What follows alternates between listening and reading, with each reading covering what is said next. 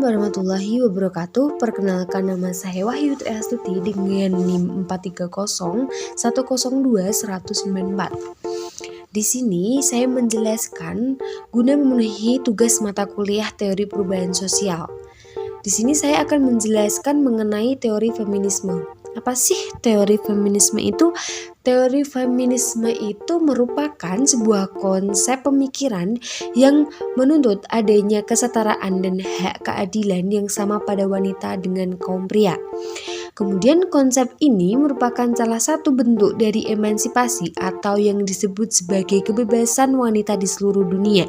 Bahwa penyebab utama dari munculnya feminisme ini adanya pandangan sebelah mata terhadap wanita yang disertai dengan macam-macam anggapan buruk yang dilekatkan kepadanya dan citra negatif dalam masyarakat. Dan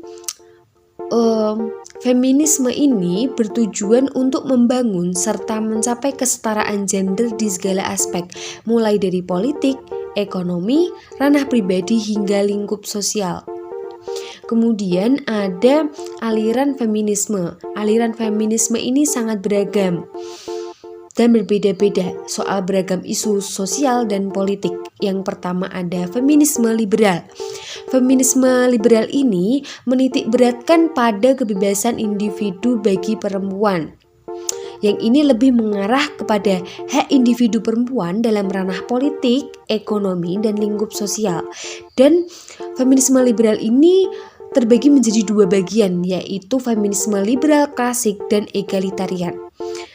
Sedangkan feminisme liberal klasik ini lebih menggarisbawahi pada kebebasan hak sipil individu seperti hak pilih perempuan, hak memiliki tanah, dan kebebasan berekspresi.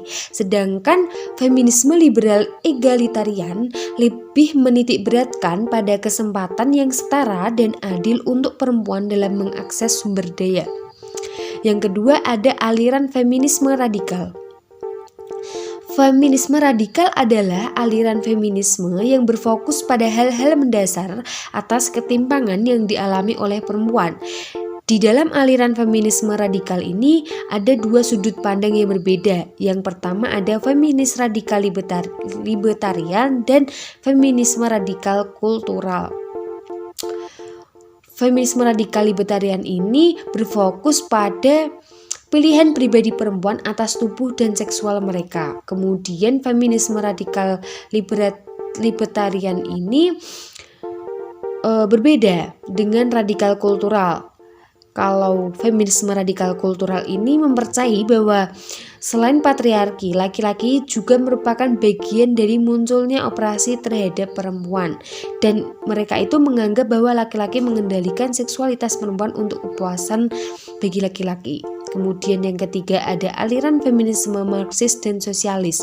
Ini merupakan sebuah aliran feminisme yang berfokus untuk membebaskan perempuan dari pengotakan kelas, patriarki, seks, serta kapitalisme. Dan aliran ini muncul berdasarkan isu kaum pekerja perempuan dalam lingkup domestik dan publik. Kemudian yang keempat ada aliran feminisme psikoanalisis gender. Kemunculan aliran ini merupakan perlawanan atas tokoh psikoanalisis Sigmund Freud. Kemudian yang kelima ada aliran feminisme eksistensialis. Feminisme eksistensialis ini masuk dalam gelombang kedua feminisme dan ini sangat mendukung perempuan untuk bebas mendefinisikan makna keberadaannya di dunia ini. Dan aliran ini juga mengajak perempuan untuk menjadikan dirinya itu sebagai subjek yang diinginkan alih-alih menjadi objek. Kemudian yang keenam ada aliran feminisme pasca modern. Ini disebut sebagai feminisme bagi kalangan akademis. Aliran ini sangat sulit dimengerti dan dianggap tidak terlibat dalam perjuangan revolusioner sungguhan seperti protes, boikot, serta demonstrasi. Yang ketujuh ada aliran feminisme multikultural dan global. Aliran ini mengenalkan pada cara pandang bahwa perempuan itu heterogen namun mempunyai beragam irisan yang tertaut seperti umur, status sosial ekonomi, pendidikan agama, budaya, kewarganegaraan, dan lokasi. Kemudian yang terakhir ada aliran ekofeminisme yaitu aliran yang menitik beratkan pada hubungan perempuan secara spiritual terhadap ekologi di sekitarnya. Kemudian ada kelebihan dan kekurangan dari teori feminisme ini. Kelebihannya yang pertama yaitu peka terhadap ketidakadilan. Yang kedua ada pantang menyerah dan semangatnya sangat tinggi. Yang ketiga ada kelompok kesatuan yang kuat. Kemudian kekurangannya yang pertama yaitu lebih cenderung memandang rendah laki-laki. Yang kedua yaitu keegoisan dalam memandang sesuatu dengan menguraikannya, ketidakadilan yang dimilikinya. Yang terakhir adalah bertentangan dengan agama. Selanjutnya, adapun pokok-pokok feminisme. Pokok-pokok feminisme yang pertama yaitu feminisme itu menjelaskan bagaimana kesetaraan dan ketimpangan gender. Yang kedua yaitu feminisme itu mendorong gerakan untuk mencari keseimbangan gender.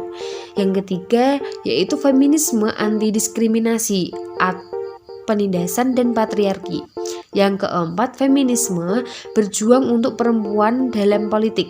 Dan yang terakhir adalah feminisme mengkonstruksi hubungan gender dan negara. Sekian penjelasan dari saya, kurang lebihnya mohon maaf. Wassalamualaikum warahmatullahi wabarakatuh.